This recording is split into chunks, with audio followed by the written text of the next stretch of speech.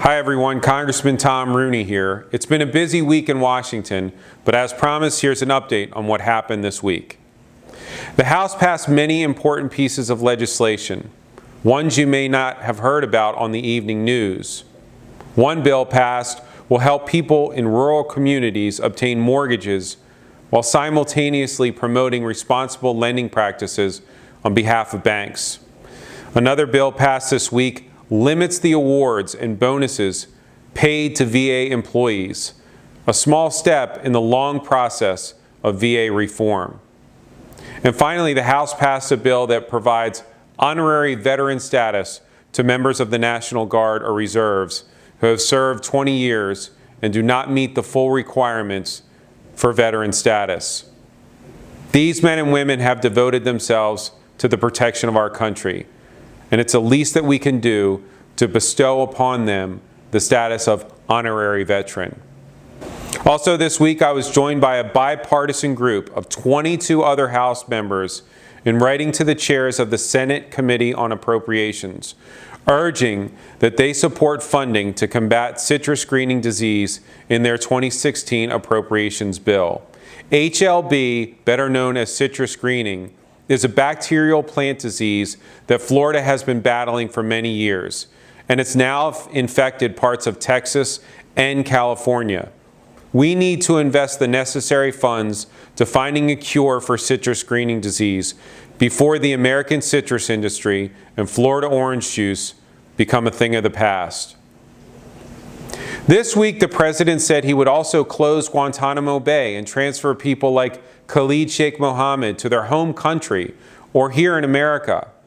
In the recently passed NDAA, we explicitly said that he couldn't do this, and his own Attorney General agreed.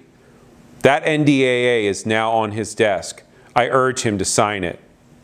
Finally, the biggest topic of conversation this week all over the world was the terrorist attacks that happened in Paris last Friday night. My heart breaks for all the innocent lives that were lost, and to the friends and families who lost loved ones in this horrific attack. I sit on the Intelligence Committee. I saw the pictures of the victims lying in pools of blood in that concert hall in Paris. ISIS must be stopped. These attacks in Paris have reminded us how vigilant we must be to ensure our country is protected from internal and external threats. Radical Islamic terrorists will stop at nothing to destroy our way of life, and the Western world needs to work together to crush them. And finally today, the House passed legislation that makes significant reforms to the U.S. Refugee Admissions Program and improves the security vetting process for refusing refugees from entering the U.S. who pose any possible threat.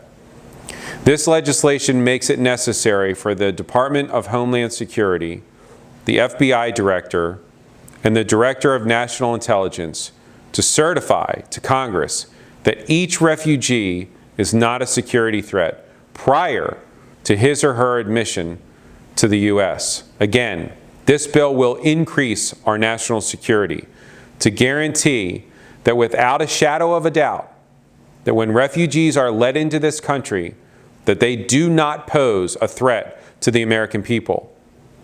It is important to remember that all refugee admittance was suspended for 2 months after September 11th, while stricter security restrictions were put into place. It's not without precedent to temporarily secure our borders so that we can make sure that those who are coming here as refugees aren't threats to America. But some want us to go even further and eliminate all refugee programs. But we cannot, and I will not, let the terrorists dictate who we are as Americans. I'm grateful that Speaker Ryan and House leadership moved on this quickly, and I hope the President comes to his senses and does not veto the bill as he's threatened to do.